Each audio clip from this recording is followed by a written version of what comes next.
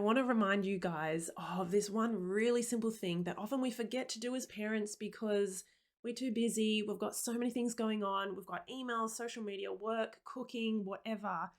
One simple thing that we can do to really help our child feel seen and heard and understood, especially when they are going through those big emotions that our kids have. So let's imagine that your child comes home from school and they are super upset about something. Maybe they're even angry or aggressive and they're being rude, and you know that something is up. Maybe your child has fallen off their scooter and they're really upset and they're so injured and hurt, and they've got some big emotions coming out as well.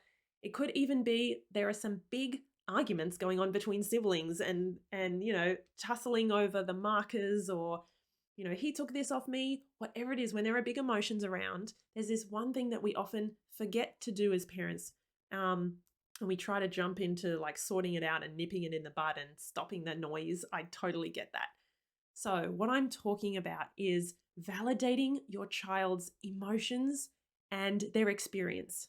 Okay?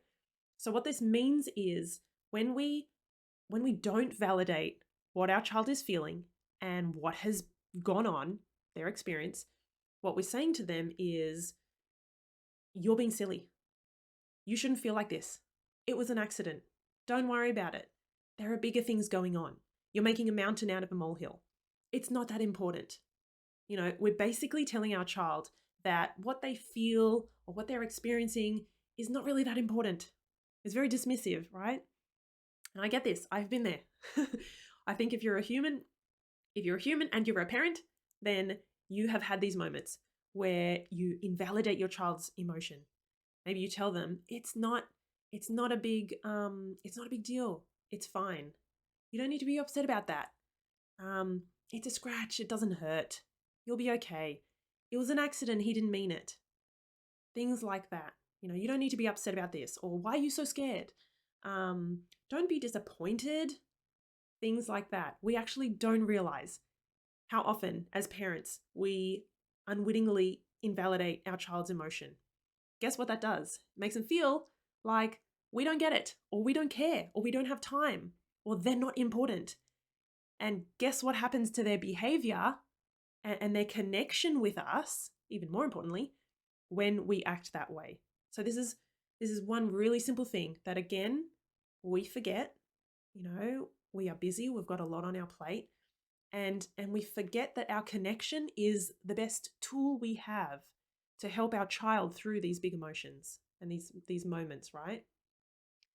So I often talk to parents about the fact that even if all we can do is validate and accept and empathize with our child's emotion and how they're feeling and what's gone on for them, even if we don't agree with it, then that is really powerful for them.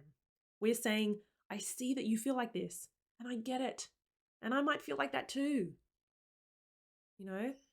I can see how upset you are, or I get that you're nervous right now. It looks like you're really frustrated about that. We can validate their experience and their emotion without needing to agree with it.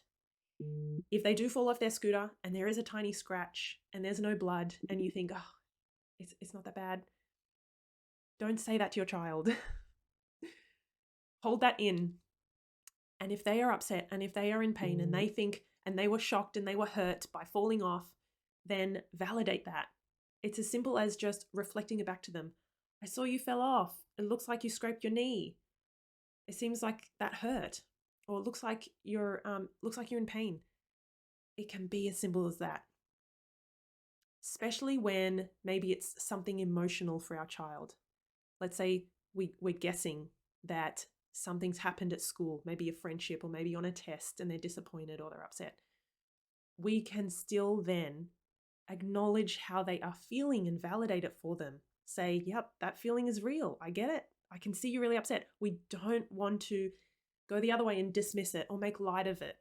Sweep it under the rug. Move on with the day. We don't have time for it. No.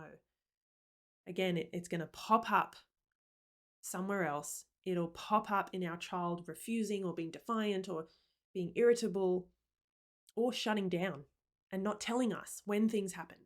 So That's what I want to share with you guys. Have a think. How can you start to make little changes and have those little moments of accepting and acknowledging and validating your child's emotion and experience, regardless of if you agree with it or see things the way that they do.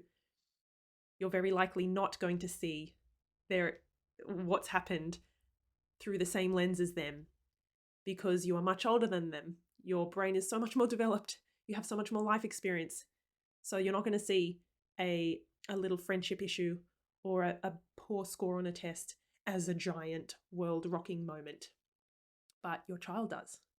That's what matters. All right. Love to see some comments on this, guys. Please, let's start the conversation. And if you are on Facebook, head on over to Let's Raise Emotionally Intelligent Kids. I love sharing all about this, about raising emotionally intelligent kids, about becoming an emotionally intelligent parent. Doesn't matter if you're a parent or an educator or a teacher or a therapist. This stuff is life-changing for our kids and for ourselves. So I will see you over there, and I will also see you on the next video. Bye.